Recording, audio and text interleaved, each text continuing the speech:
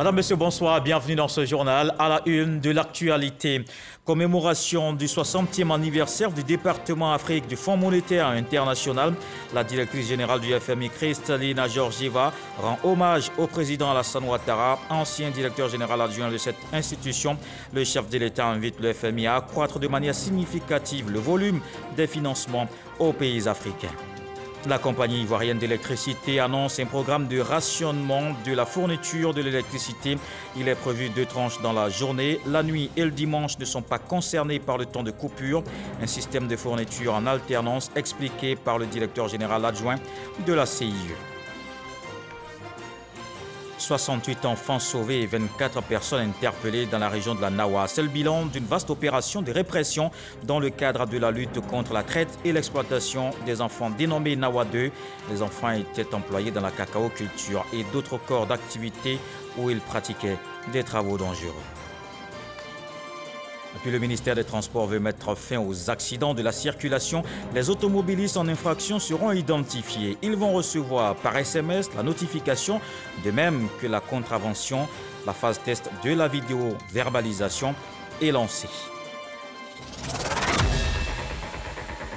Le président de la République a participé par visioconférence au 60e anniversaire du département Afrique du FMI.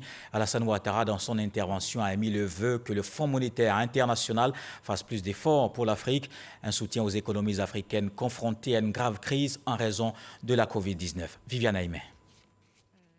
À l'occasion de la conférence marquant le 60e anniversaire du département Afrique du FMI, organisée ce lundi 10 mai au siège de l'institution financière internationale à Washington, le chef de l'État ivoirien, le président Alassane Ouattara, ancien directeur général adjoint du FMI, qui a eu en charge de 1984 à 1988 la direction du département Afrique de l'institution, a été invité à intervenir par visioconférence.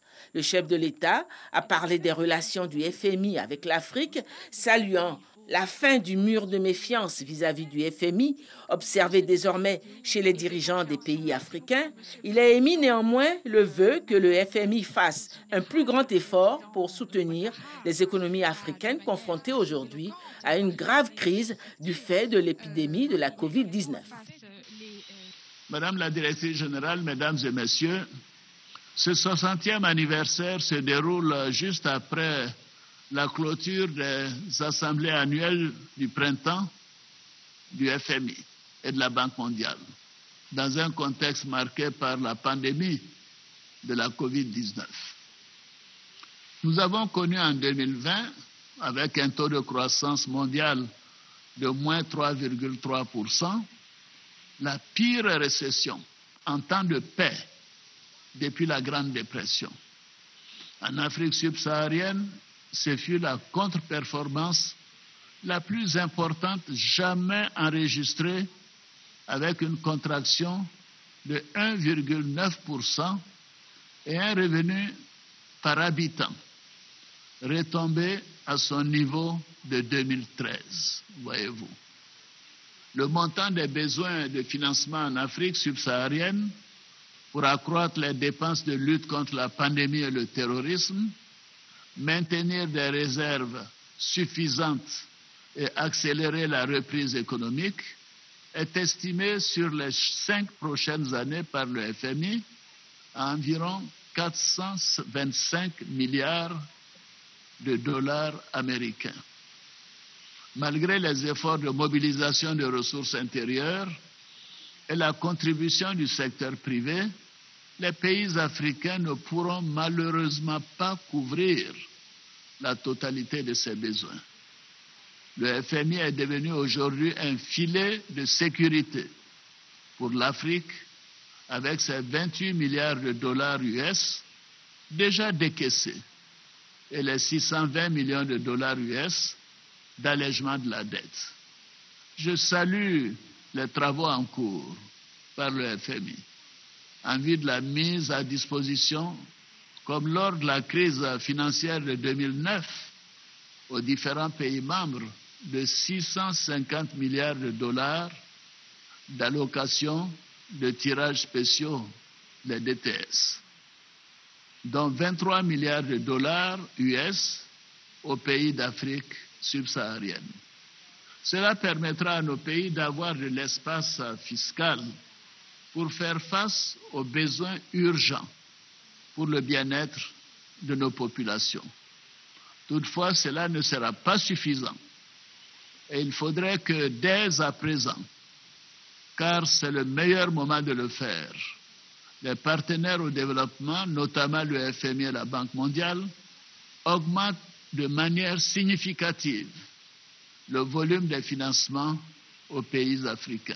L'actuel directeur Afrique du FMI, l'Éthiopien Abebe Aemro Selassie, et la directrice générale du Fonds monétaire international, la Bulgare Kristalina Ivanova Georgieva, sont également intervenus au cours de cette conférence anniversaire. Le président de la République a également échangé avec le directeur général du groupe Bouygues et une délégation ministérielle du Libéria. Le chef de l'État s'est aussi entretenu avec la ministre des Affaires étrangères du Ghana.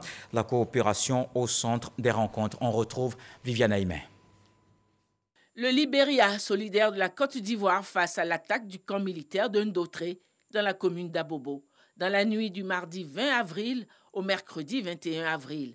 Attaque qui a été perpétrée par des assaillants, au nombre desquels plusieurs Libériens. Une délégation ministérielle libérienne conduite par le ministre des Affaires étrangères du Libéria a rendu visite ce lundi au président de la République, Alassane Ouattara, au palais présidentiel pour témoigner solidarité et soutien du gouvernement libérien. La délégation était porteuse d'un message du président George Weah à son homologue ivoirien. So we've come with a special message and a letter which we have delivered. Donc nous sommes venus transmettre un message de son Excellence Monsieur le Président de la République du Libéria, disant à son Excellence Monsieur le Président de la République de Côte d'Ivoire que le territoire donc du Libéria ne saurait servir de base arrière à aucune attaque visant la Côte d'Ivoire. Donc nous sommes venus exprimer notre solidarité et notre soutien au gouvernement et au peuple de Côte d'Ivoire. La délégation de la CEDEAO, qui a été reçue ce lundi 10 mai par le président de la République Alassane Ouattara au palais présidentiel, était conduite par la ministre des Affaires étrangères du Ghana, Shirley Ayorkor Botchwe.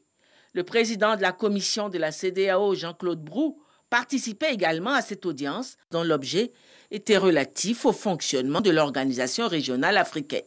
We came to confer with His Excellency President Ouattara. Nous sommes venus voir son Excellence, Monsieur le Président de la République, pour aborder des questions relatives donc, aux réformes institutionnelles de la CEDEAO. Et également, nous avons abordé des préoccupations relatives à la réduction du fossé entre les populations des pays membres et l'institution de la CEDEAO. La présidence tournante de la CEDEAO est assurée pour l'exercice actuel par le président Nana Akufo-Addo du Ghana. On reste dans la sous-région. Les ministres de l'Agriculture de la CEDEAO en réunion virtuelle sur la sécurité alimentaire. Ils s'engagent à mobiliser et à allouer des ressources significatives pour, entre autres, éliminer la faim. La rencontre a également mis l'accent sur l'agriculture durable. Noël Niagno nous explique. C'est au tour du ministre d'État, ministre de l'Agriculture et du Développement rural de Côte d'Ivoire d'intervenir après les ministres de l'Agriculture du Bénin, de la Guinée et du Burkina Faso. Dans cette rencontre virtuelle entre les ministres de l'Agriculture des 16 pays de la CEDEAO, Communauté économique des États de l'Afrique de l'Ouest, à l'ordre du jour une problématique: comment accélérer l'opérationnalisation des réserves stratégiques de sécurité alimentaire au niveau régional et dans les États membres de la Communauté économique des États de l'Afrique de l'Ouest. Après les travaux et la lecture des conclusions, les ministres réagissent sur le contenu et partagent l'expérience. À ce niveau, Kwasi Adjumani a de prime abord salué la pertinence de la rencontre avant de souligner les exemples de réussite de la Côte d'Ivoire dans le secteur agricole. Nous avons fait des réformes qui aujourd'hui nous ont permis non seulement d'atteindre des niveaux de performance records dans tous les domaines d'activité agricole, mais aussi et surtout de procurer des revenus décents à nos producteurs et à tous les acteurs du secteur agricole.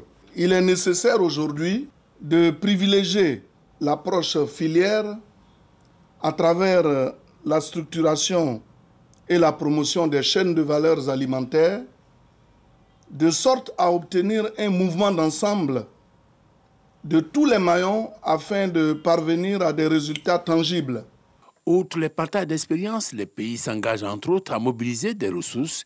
Les ministres ont aussi proposé la nomination d'un chef d'État champion de la politique agricole de la communauté économique des États de l'Afrique de l'Ouest.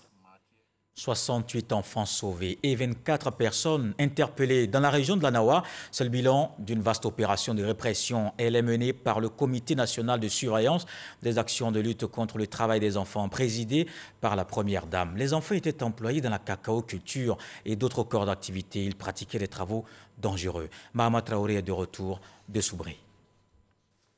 Commissariat de police de Soubré, une centaine d'hommes rassemblés sous le drapeau. Ces éléments, issus de la police nationale, d'Interpol, des eaux et forêts et de la gendarmerie nationale, attendent les consignes pour une mission spéciale. Travailler avec professionnalisme. C'est-à-dire, nous aurons en face de nous des enfants que nous allons retirer des différentes plantations, des différentes activités. Que cela se fasse avec le plus grand respect. Cette opération s'inscrit dans cette volonté de réduire la lutte contre le travail des enfants, surtout en zone cacaoyère. Top départ de l'opération Nawa 2, menée par le Comité national de surveillance des actions de lutte contre le travail des enfants et la sous-direction de la police nationale, chargée de la lutte contre la traite des enfants et la délinquance juvénile. Objectif, retirer les enfants victimes de travail dans la cacaoculture et d'autres types de travaux dangereux. Répartis en 3 groupes, les équipages vont investir les contrées des localités de Yabayo, Upoyo et Meagui. Nous sommes jeudi, c'est jour de classe, mais la patrouille s'aperçoit que certains enfants reviennent plutôt des champs, suffisant comme motif pour les intercepter, malgré les explications fournies par leurs parents.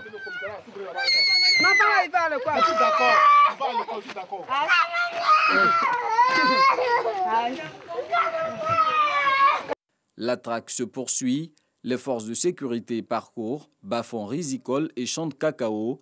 À chaque prise effectuée, un message de sensibilisation est lancé à l'endroit des parents. Vous savez qu'un enfant doit aller à l'école forcée, non? L'école, c'est obligatoire pour les enfants. De 0 à 16 ans, en Côte d'Ivoire, l'école est obligatoire. C'est pour cela que l'État de Côte d'Ivoire a rendu l'école gratuite. Surtout dans les zones rurales ici, l'école est plus que gratuite. Encourager les enfants à aller à l'école. Le cacao, ça nous fait vivre nous tous, mais les enfants ne doivent pas travailler là-dedans. Vendredi, deuxième jour de l'opération Nawa 2. En plus de la cacaoculture, d'autres types de travaux dangereux pour enfants sont dans le viseur. Des enfants sont aperçus dans des rizières, derrière des troupeaux de bœufs et dans des ateliers de mécanique. Au terme de cette randonnée, le bilan de l'opération fait état de 108 enfants victimes sauvés et 24 personnes interpellées. Si nous constatons que ces parents n'ont pas commis d'infraction aux lois qui existent, alors ces parents seront laissés libres. Mais si nous constatons que ces parents ont commis des infractions, même s'il s'agit de leurs propres enfants, ces parents seront sanctionnés, suivant les procédures qui existent. Donc, je voudrais aussi préciser que la chancellerie estime que c'est la tolérance zéro. Le temps des enquêtes, les victimes recueillies sont prises en charge ici, au centre d'accueil pour enfants en détresse de Soubré. Une réalisation de la fondation Children of Africa de la Première Dame Dominique Ouattara, dont la vocation est d'assurer une réinsertion sociale aux enfants victimes d'exploitation et de trafic. Le parent qui peut prouver que c'est son enfant biologique, cet enfant-là, ce parent lui remet son enfant. L'enfant dont la vulnérabilité est avérée reste au centre pour une prise en charge durable. La présence d'un enfant peut aller jusqu'à 9 mois, le temps de cerner tous les contours de la chose, le temps que l'enfant commence un bon apprentissage des métiers et en le réinsérant, nous le suivons sur 3 ans. Vous voyez. Donc s'il passe 9 mois au centre, il passe pendant 3 ans, on le suit, ça fait presque 4 ans, on suit l'enfant forcément, on peut lui offrir des alternatives. Depuis le début de l'année, la section de tribunal de Soubré a connu un seul procès lié au travail des enfants. La procédure s'est soldée par une condamnation à 20 années de prison ferme pour la personne inculpée. Les enfants qui ont donc leur place à l'école et non pas dans les champs ou dans les travaux dangereux. Justement, la bonne marche du système éducatif est une préoccupation pour la nouvelle ministre de l'Éducation nationale et de l'alphabétisation. Mariatou Kone échange avec les différents acteurs du secteur. Dans ce reportage de Grace Kando, elle appelle à améliorer la qualité de l'enseignement. Une école de qualité avec des acteurs outillés et performants. Tel est en substance le message délivré par la ministre Mariatou Kone aux inspecteurs, directeurs régionaux et départementaux du ministère de l'Éducation nationale et de l'alphabétisation au cours d'une rencontre de prise de contact. Mesdames et messieurs, les défis de l'école et de la formation initiale actuelle exigent de nous une certaine proactivité et un sens élevé des responsabilités. Je voudrais pouvoir compter sur l'engagement de chacune et de chacun de vous afin que les défis de la compétitivité et les défis de la qualité soient hautement relevés. Pour cela, vous, les gestionnaires au quotidien du système, vous devez accentuer vos tâches de contrôle et d'encadrement. S'agissant des examens de fin d'année, la première responsable de l'Éducation nationale exige la transparence dans les résultats. Avant cette rencontre, la ministre de l'Éducation nationale et de l'alphabétisation a échangé avec les éditeurs. Un moment mis à profit pour évoquer les difficultés du secteur. Notamment le problème de la piraterie, de la contrefaçon, le problème de la distribution et donc les problèmes également avec la distribution des ouvrages sur le terrain. Donc il y a l'épineux problème donc, de la contrefaçon et des photocopies donc, qui sont effectuées. Parfois il s'agit d'ouvrages photocopiés et parfois ce sont des fascicules faits par donc, certains enseignants et mis à la disposition des élèves et qui ne sont pas conformes au programme et au curricula. À ces différentes préoccupations, la ministre Mariatou Kone compte apporter des réponses. Ensemble, nous allons examiner point par point, avec également à la clé une question très importante, celle de la création d'une école au métier de l'édition. Pour la bonne marche du secteur de l'éducation nationale en Côte d'Ivoire, la ministre Mariatou Kone annonce des états généraux en juillet prochain. De son côté, le ministre de la Promotion de la Jeunesse multiplie les actions en faveur de l'insertion des jeunes. Touré Mamadou a rencontré l'Association des régions et districts de Côte d'Ivoire. Un accord est signé pour la réalisation de projets et financement des activités. Franck Adio. Séance de travail entre le ministère de la Promotion de la Jeunesse, de l'Insertion professionnelle et du Service civique et l'Association des régions et districts de Côte d'Ivoire, RDCI. Une réunion sanctionnée par l'adoption d'une convention cadre avec RDCI. Cette convention porte sur 4 points, dont le financement des micro et petites entreprises, plus de 3 milliards de francs CFA pour l'aide au financement de projets dans les différentes régions, mais aussi l'ouverture d'antennes régionales. Nous avons déjà une quinzaine d'antennes qui existent, donc il reste 18 antennes à ouvrir. Et nous avons convenu d'ouvrir progressivement les antennes régionales dans chaque région. Il s'agit pour nous, à travers cette politique, de transférer progressivement aux régions la gestion des politiques d'insertion à l'échelle de leur territoire. Il y a eu aussi des discussions sur l'ouverture des centres de services civiques, puisqu'à l'issue du séminaire gouvernemental, sur instruction du Premier ministre, il a été décidé de couvrir l'ensemble du territoire national pour une meilleure prise en compte des enjeux liés à la prise en main des jeunes qui sont en difficulté, et ce, dans toutes les régions. Des régions qui seront intégrées dans l'élaboration d'une stratégie en la matière. 17 centres seront construits en plus des 4 déjà existants. De même, la création d'observatoires du civisme, sans oublier, en dernier point, de nouvelles instances pour le Conseil national jeune. Une convention cadre donc saluée par le président Aka Awole est appelée à optimiser les capacités des collectivités dans le cadre de la création d'emplois et la réalisation de projets en faveur des jeunes. Dans l'actualité ce soir, cette décision de la compagnie ivoirienne d'électricité, la CIE, annonce un programme de rationnement de la fourniture de l'électricité. Il est prévu 2 tranches pour le grand public en fonction des lieux d'habitation, plages horaires, jours et zones concernées par les coupures. Les détails dans ce reportage de Jean-Luc Bambo. 6h à 12h, 12h à 18h. Telles sont les deux plages horaires choisies pour appliquer le programme de rationnement d'électricité annoncé par la compagnie ivoirienne d'électricité CIE. Si un quartier, que ce soit à Abidjan comme à l'intérieur, est rationné de 6h à 12h, eh bien, à partir de 12h, ce quartier va avoir l'électricité. Et c'est dans un autre quartier que le rationnement va se faire. N'est pas concernée par ce rationnement la plage horaire entre 18h et 6h du matin. Tout est mis en œuvre pour éviter une interruption d'électricité la nuit.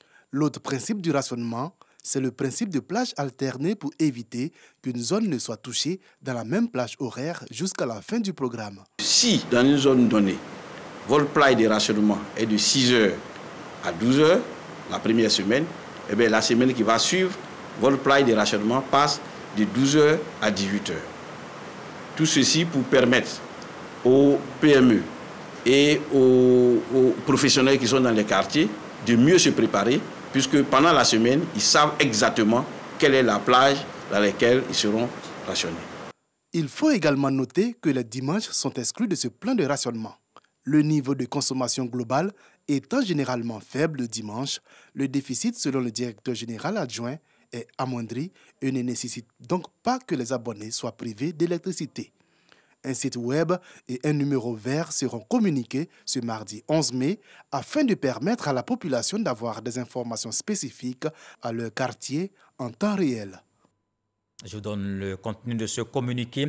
Le dimanche 9 mai 2021, un groupe d'élèves sous-officiers de première année de l'école de gendarmerie d'Abidjan ayant bénéficié d'une permission collective a molesté sans aucune raison d'honnêtes citoyens, dont une journaliste dans la commune d'Adjamé. Cet acte inqualifiable a gravement perturbé la quiétude des populations et créé une psychose en leur sein. Informé de la situation, le commandant supérieur de la gendarmerie nationale s'est aussitôt rendu au chevet de la journaliste pour exprimer ses regrets et apporter à toutes les personnes victimes de ces désagréments sa compassion ainsi que celle de l'institution tout entière. Les agissements de ces quelques élèves gendarmes contraires à l'éthique et au règlement militaire sont de nature à jeter le discrédit et ternir l'image de la gendarmerie nationale dont la mission première consiste à protéger les personnes et leurs biens. Des patrouilles projetées ont permis d'interpeller certains de ces fauteurs de troubles et une enquête a été ouverte à l'effet d'identifier leurs complices. Tous ces individus encourent les sanctions disciplinaires prévues, dont la radiation des effectifs de la gendarmerie nationale conformément au code de la fonction militaire. La gendarmerie nationale tient à rassurer les populations que toutes les dispositions seront prises pour que de tels agissements ne se reproduisent plus. Le général de corps d'armée Alexandre Apalo-Touré, commandant supérieur de la gendarmerie nationale. Les automobilistes en infraction seront identifiés. Ils vont recevoir par SMS la notification, de même que la contravention. La phase test de la vidéo-verbalisation vient d'être officiellement lancée. Elle va durer entre 3 et 4 mois et concerne 9 axes routiers à Abidjan. Le ministère des Transports veut ainsi sensibiliser les automobilistes au respect du code de la route. Des détails avec Didier Nguessan. Un SMS ou un courrier électronique, désormais les automobilistes recevront par ces canaux la notification des infractions au code de la route.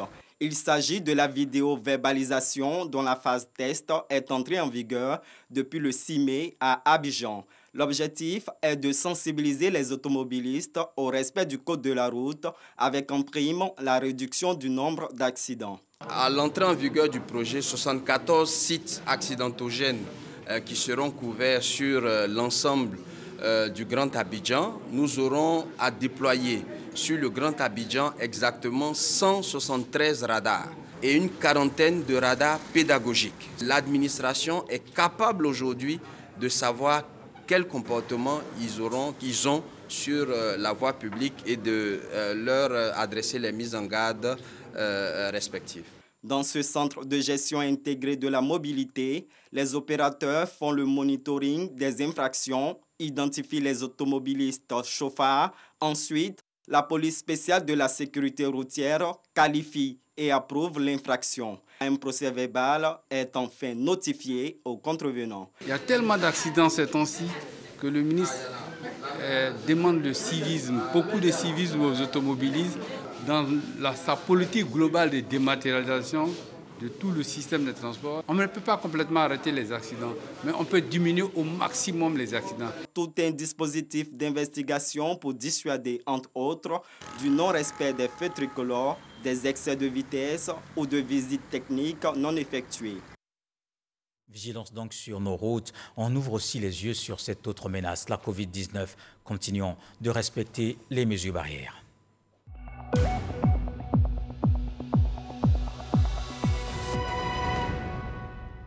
Le ministère de la Santé, de l'Hygiène publique et de la couverture maladie universelle a enregistré ce lundi un nouveau cas de Covid-19 sur 151 échantillons prélevés, soit 0,7% de cas positifs, 27 guéris et pas de décès.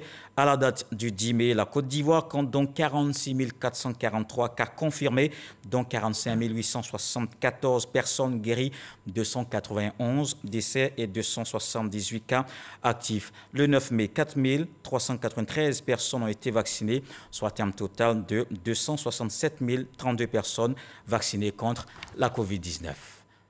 Le jeudi 6 mai dernier, une parturiente décédait au CHR d'Adzopé, un décès qui a occasionné de vives réactions. Le ministre de la Santé, de l'Hygiène publique et de la couverture maladie universelle s'est rendu sur place. Il a rencontré les parents éplorés. Pierre Ngudemba rassure, les enquêtes vont permettre de situer les responsabilités. Franck Wadio.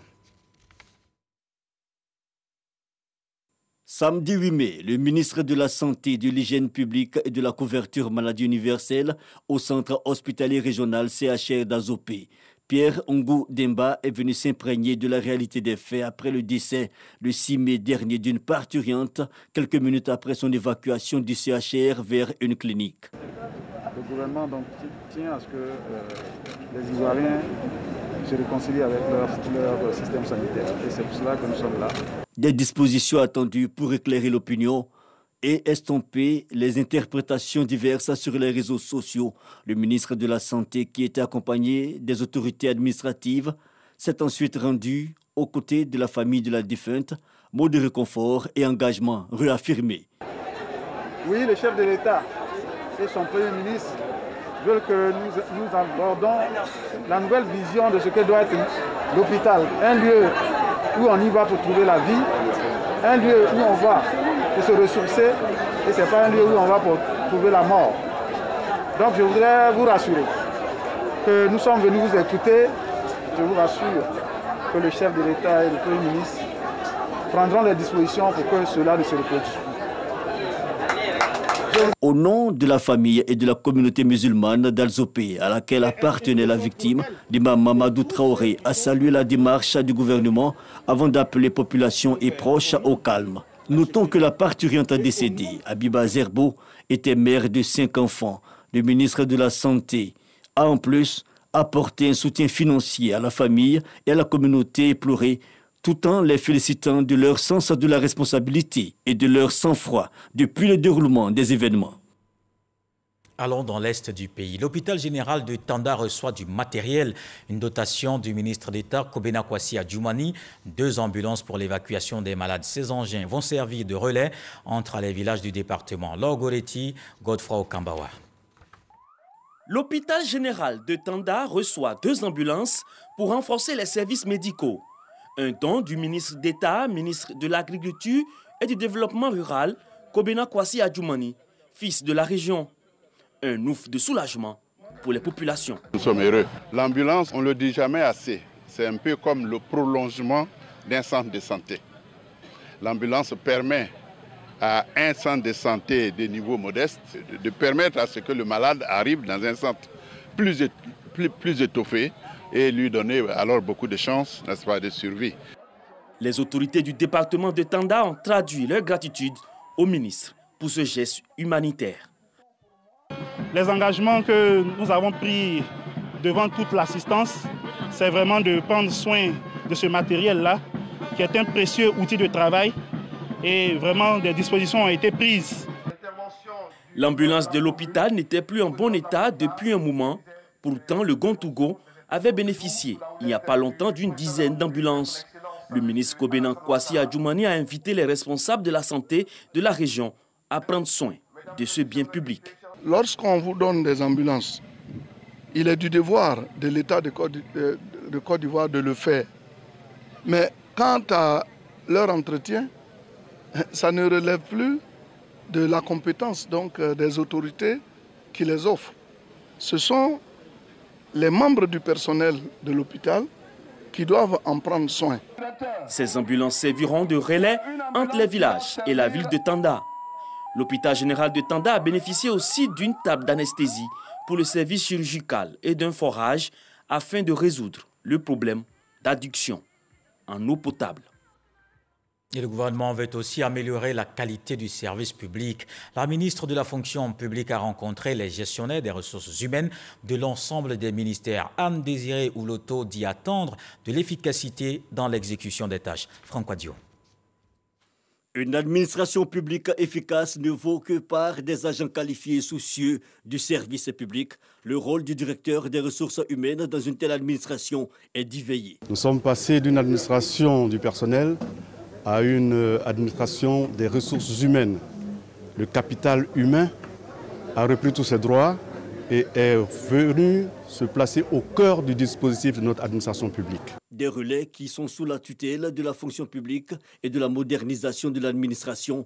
Le sens de cette rencontre avec la ministre Anne-Désirée Ouloto, elle veut instaurer avec ces derniers un véritable cadre de collaboration. C'est avec vous que j'entends inscrire mon action dans cette dynamique de professionnalisation de la gestion des ressources humaines de notre administration publique que nous voulons moderne, efficace et capable de fournir avec célérité un service public de qualité. Et cela passe, selon la ministre, par une meilleure politique d'ouverture et de dialogue avec le travailleur. Le ministre a aussi demandé aux gestionnaires de ressources humaines d'être d'efficaces relais sociaux et administratifs. L'administration se doit d'être plus efficace dans son action quotidienne, au service des usagers, devenus exigeants et soucieux d'accéder presque sans délai aux actes administratifs, tant individuels que collectifs. Toute chose qui nécessite l'introduction de nouvelles dispositions dans la gestion de nos ressources humaines, à l'effet de renforcer la collaboration entre notre ministère et les différents ministères. Des DRH satisfaits du contenu des échanges et engagés en faveur d'une administration forte. Rappelons que depuis octobre 2011, un décret institue leurs fonctions au sein des ministères. À présent, c'est Grand Bassam qui nous accueille avec ses belles plages. La ville historique est patrimoine mondial de l'UNESCO depuis 2012. Mais Grand Bassam porte difficilement ce titre. Les édifices tombent en ruine, un véritable traitement de choc s'impose. La ministre de la Culture, de l'Industrie, des Arts, du Spectacle s'est rendue sur place. Voyons le reportage de Serge Coléa. Grand Bassam, état des lieux d'un site en quête de réhabilitation. Le décor n'est pas flatteur. 8 ans après l'inscription sur la liste du patrimoine mondial de l'UNESCO, le plan de conservation et de gestion de la ville historique marque le pas. Seulement 20 à 25% des projets prioritaires ont été mis en œuvre. Le constat est fait par la ministre de la Culture, de l'Industrie des Arts et du Spectacle. Je note avec un peu de tristesse les réalités sur place au niveau de la ville historique de Grand Bassam. Il y a des actions qui ont été menées, que l'État de Côte d'Ivoire a menées, mais beaucoup reste à faire. Arlette Badou-Nguessan a visité quelques édifices symboles, notamment l'ex-hôtel de la Poste et de la Douane, la Maison du patrimoine et la stèle du gouverneur Trèche-la-Plaine. La visite s'est poursuivie à l'embouchure avec les travaux de réouverture en cours. Une rencontre a mis fin à la visite. Nous avons souhaité rencontrer Madame la ministre afin d'échanger avec elle pour que des dispositions soient prises pour le recadrage et la relance du comité local de gestion de la ville historique pour que Grand Bassam demeure sur la liste du patrimoine mondial de l'UNESCO. La ministre a pris bonne note de toutes les questions soulevées. La représentante résidente de l'UNESCO en Côte d'Ivoire, de son côté, salue l'engagement des autorités ivoiriennes. Le dossier de Grand Bassam a quand même souffert de plusieurs écueils. Bien sûr, il y a eu les inondations, il y a eu la Covid et il y a eu aussi un manque d'entretien général des bâtiments depuis des années. Et il faut agir assez vite avec certaines bâtisses sous peine de les voir disparaître. Là, je sens une grande mobilisation autour de la ministre dont je me réjouis. Et nous, l'UNESCO, nous sommes là pour la soutenir. La ville historique de Grand Bassam a été inscrite au patrimoine mondial de l'UNESCO le 29 juin 2012. Depuis son inscription, elle a déjà fait l'objet de 4 rapports sur son état de conservation. Ce lundi, le collectif des victimes de la crise post-électorale se sont rendus au palais de justice au plateau. Un seul point à l'ordre du jour, protester contre le retour de l'ex-président Laurent Gbagbo et Charles Blé Goudé. Les victimes de la crise post-électorale entendent également saisir la justice pour poursuivre l'ex-président qui doit purger une peine pour le casse de la BCEAO. Le président de ce collectif et les victimes se disent déterminés. Ils entendent rencontrer le procureur de la République, Ado Christophe Richard. Dans l'actualité politique ce soir, la ministre Nasseri Batouré s'est entretenue avec les militants à RHDP de Soubré.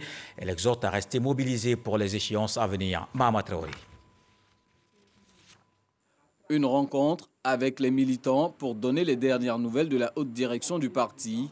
Également s'enquérir de l'implantation du RHDP dans la région de la Nawa et plus précisément dans le chef-lieu de région, Soubré.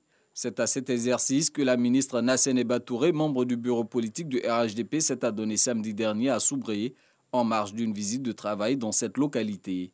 La flamme militante qui existe ici à Soubré, sous les bons auspices des coordonnateurs régionaux, dont le ministre Alain Donwayi, je voudrais que cette flamme-là reste allumée pour que nous puissions vraiment, comme on le dit, cartonner ou donner les meilleurs résultats pour les échéances à venir.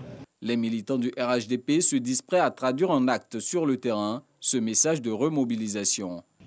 Donc nous sommes prêts à prendre en compte son message pour bosser pour que nous soyons les victorieux de toutes ces élections à venir.